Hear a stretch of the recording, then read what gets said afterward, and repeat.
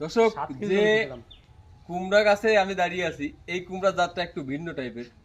কুমড়া কালারটা দেখেন, একটু অন্যরকম কালার। সাধারণ কুমড়া থেকে এই কালার ডিমের মতো অনেকটা কালার দেখা যায়। একটু ফ্যাকাশে ডিম যখন হয়, ডিম যখন মুরগি পাড়া শেষ করে দেয়, তখন এরকম কালারটা হয়। এই কুমড়াগুলো ডিমের মতো। অনেক কুমড়া ধরছে এই গাছটায়।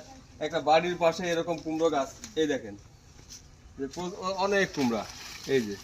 তবে এই কুমড়াটা কি পেকে গেছে কিভাবে বুঝবেন? সেটা হচ্ছে যে কুমড়ার বোটার দিকে খেয়াল করবেন। এই যে বোটা, কুমড়ার বোটার দিকে খেয়াল করবেন। বোটাটা যদি একটু লালচে ভাব হয়, সাধারণত দেখেন গাছের পাতা বা ডগা কেমন হয়, একটু সবুজ ভাব হয়। আর এই কুমড়ার বোটাটা যখন দেখবেন যে একটু লালচে ভাব ধরে গেছে, অর্থাৎ পুরোপুরি লালচে হয়ে যাচ্ছে, তখন বুঝবেন যে কুমড়োটা পরিপক্ক হয়েছে। তাছাড়া কিন্তু সাধারণ কুমড়ো দেখে বোঝা যায় পরিপক্ক, কিন্তু এই কুমড়োটা দেখে বোঝা যাবে না, কারণ এর জন্ম থেকেই রং এরকম। জন্ম থেকেই এরকম রং, এই জন্য বোঝা যায় না যে কিভাবে পাকছে। এই চিহ্নটা দেখে আপনি বুঝতে পারবেন। আর এই কুমড়ার বীজ যদি কারো লাগে, তাহলে আমার সাথে যোগাযোগ করবেন, ভিডিওটি শেয়ারের মাধ্যমে জানিয়ে দেবেন। ধন্যবাদ সবাইকে।